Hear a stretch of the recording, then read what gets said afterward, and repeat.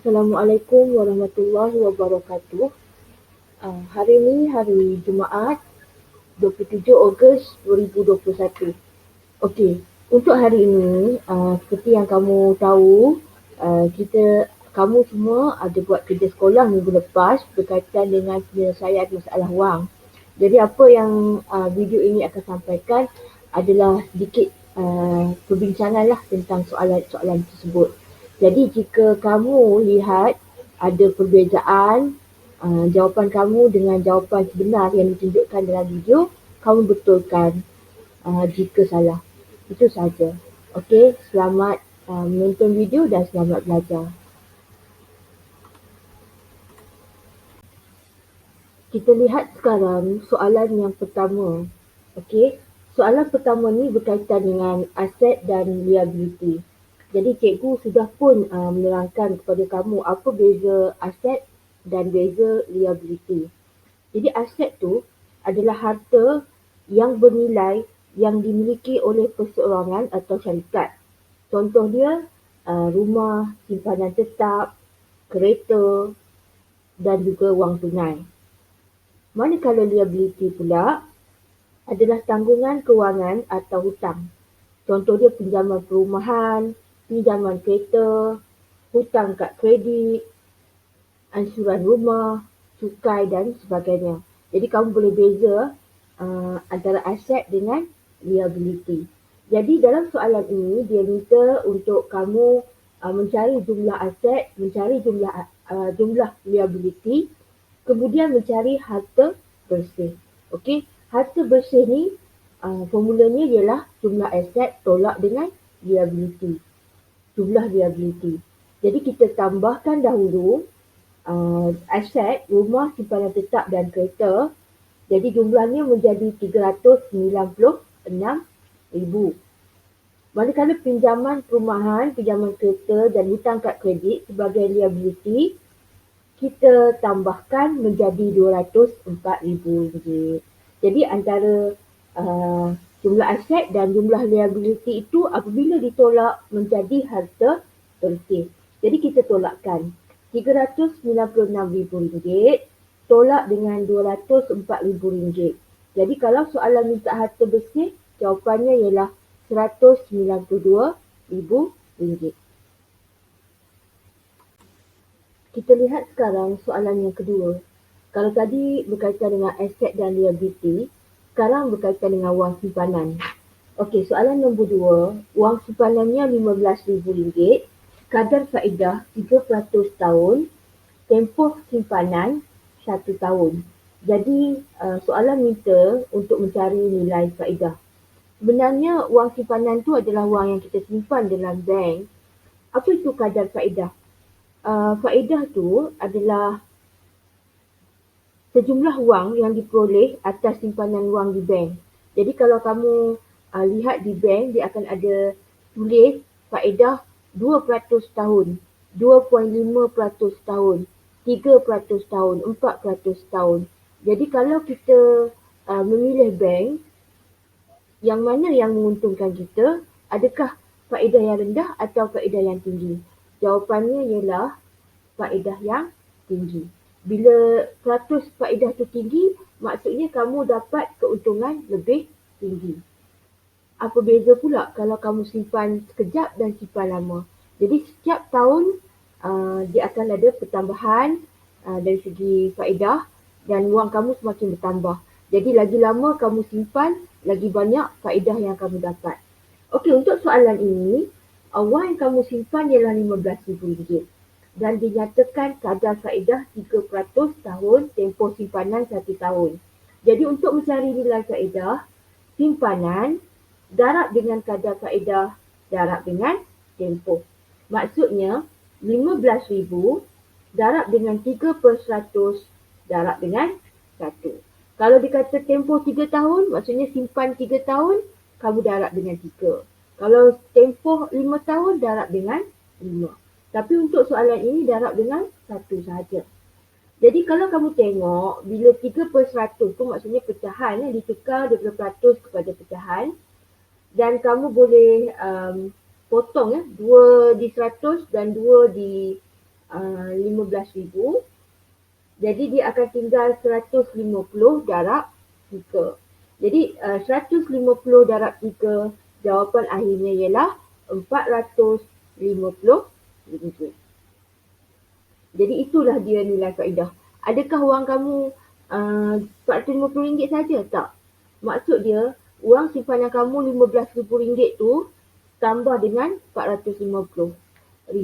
Jadi di akhir tahun tu, kamu akan cek kamu punya bank dan wang kamu akan jadi RM15,450. Kita lihat sekarang soalan yang ketiga. Kalau kamu lihat pada soalan ketiga tu, dia ada gambar resit beli di restoran kita. Nasi campur RM12, teh o 5 ais RM6 dan kuih RM2. Jadi ini adalah satu resit yang biasa kita dapat apabila kita pergi beli makanan.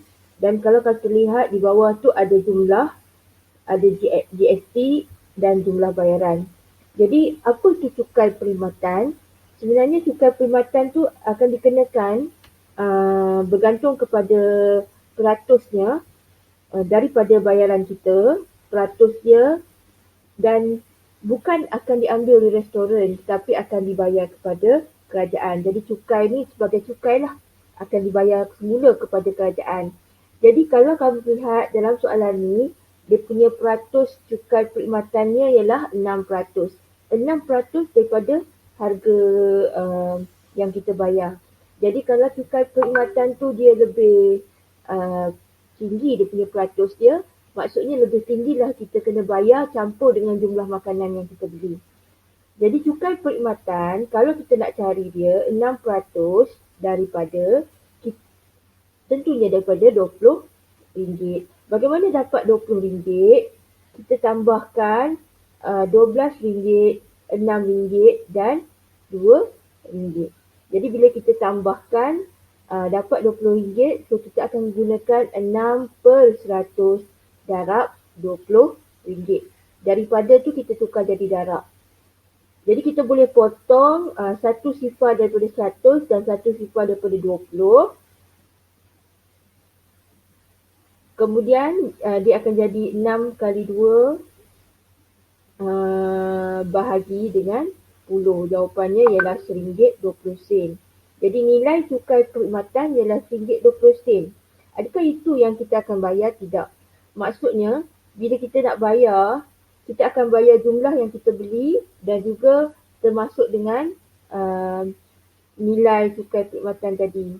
So, RM1.2 tu adalah cukai perkhidmatan yang kita perlu bayar, campurlah dengan jumlah bayaran makanan tadi. So, dia akan jadi RM20 tambah RM1.2 sama dengan RM21.20. Jadi jumlah bayarannya ialah RM21.20. So kita fikir kalau kamu tengok nanti bila resit, kamu akan nampak ada cukai perkhidmatan. So kamu boleh belajar matematik berdasarkan daripada resit-resit yang kamu jumpa dalam kehidupan harian kamu. Kita lihat sekarang soalan pertama. Jadual di bawah menunjukkan aset dan liability Syam dan Aisyah. Jadi mereka berdua mempunyai aset dan liability yang berbeza. Hitung harta bersih setiap orang. Siapakah yang mempunyai lebih banyak harta bersih jika mereka mempunyai pendapatan bulanan yang sama? Jadi pendapatan bulanan mereka sama. Bila pendapatan bulanan sama, kita tengok pula harta bersih mereka. Jadi harta bersih mereka macam soalan pertama yang sebelum ni, aset tolak liability. Jadi kita kena kira satu-satu, harta bersih Syam dahulu, harta bersih Aisyah dahulu. Yang mana lebih banyak harta bersih, itulah yang kita kata lebih berpendapatan tinggi. Jadi Syam RM350,580, kamu tolak dengan RM130,900. Jawapannya menjadi RM219,680. Manakala Aisyah, RM264,800 tolak RM45,000, Jawapannya RM219,800. Jadi bila kita lihat kedua-dua harta bersih tersebut, yang tinggi adalah Aisyah. Okey, 219,800. Jadi Aisyah mempunyai lebih banyak harta bersih. Kita lihat sekarang soalan seterusnya. Seorang peniaga membuat pinjaman sebanyak RM800,000 daripada bank untuk meluaskan perniagaannya. Kadar faedah yang dikenakannya ialah 5% tahun. Hitung jumlah pinjaman yang perlu dibayarnya jika dia meminjam selama 3 tahun. Kalau tadi kita pernah sentuh tentang perkataan faedah, bila dia simpan duit dalam bank, dia akan dapat pulangan yang lebih. Jika faedah tinggi, maka dia punya bertambah wang dia tu lebih tinggi.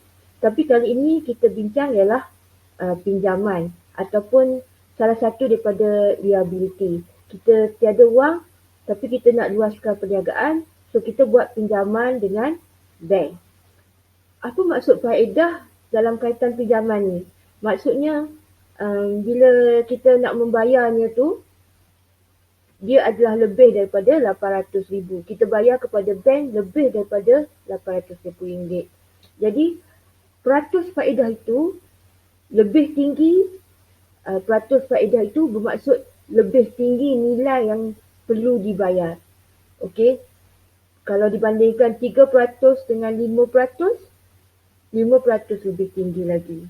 Begitu juga dengan jumlah tempoh masa.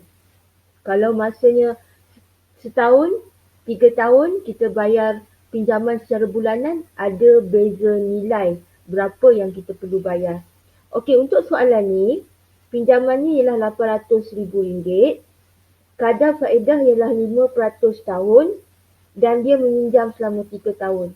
Maksudnya setiap bulan dia akan buat bayaran.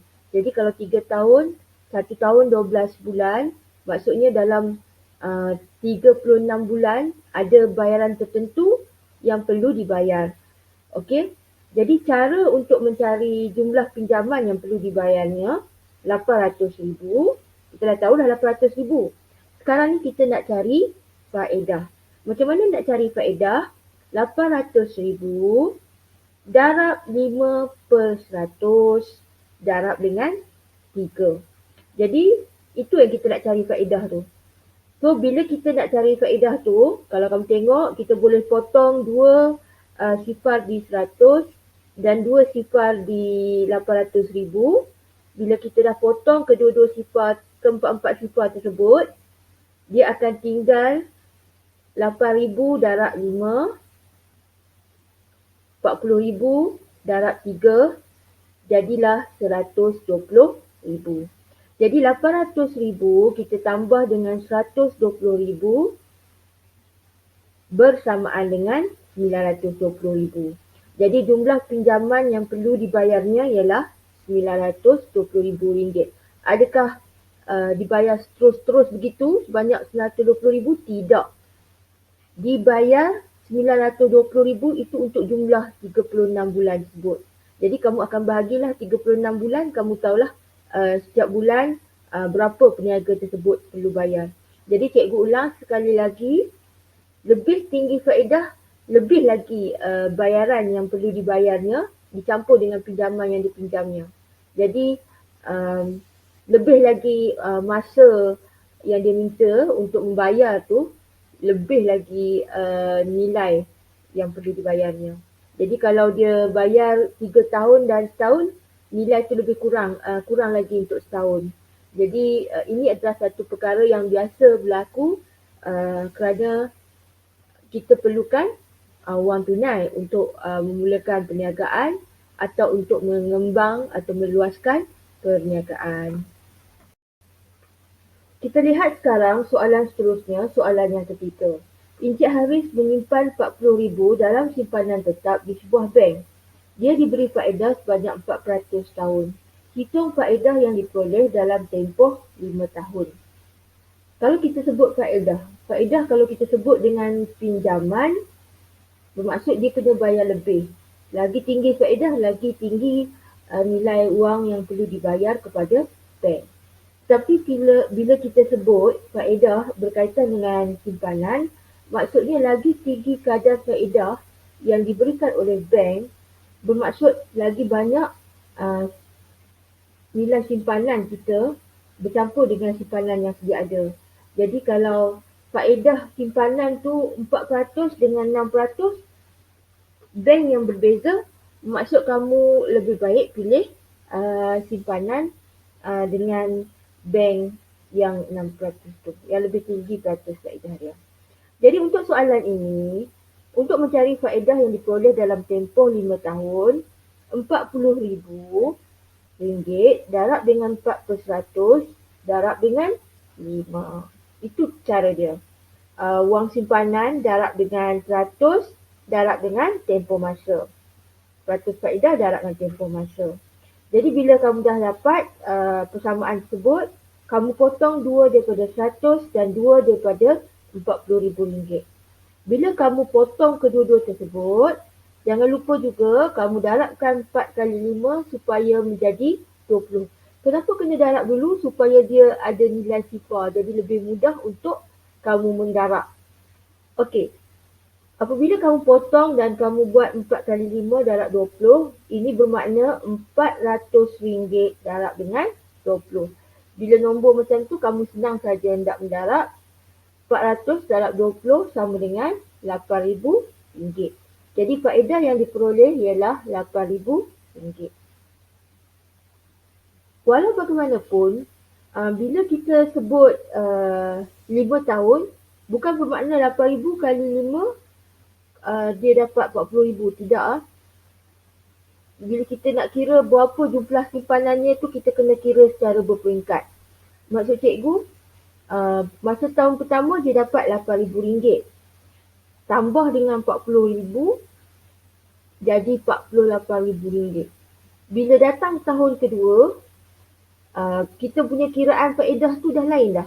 Sebab kita guna simpanan RM48,000. Kita tak guna RM40,000 lagi. Maksudnya RM48,000 darab 4% darab 5. Dan kita terus kira sampai tahun kelima, baru kita dapat jumlah wang simpanan yang sebenar. Jadi kamu harus faham, bila nak kira jumlah simpanan tu, kamu kena kira secara berperingkat. Sebab setiap tahun, nilai simpanan tu dah berbeza kerana faedah telah masuk ke dalam simpanan tersebut.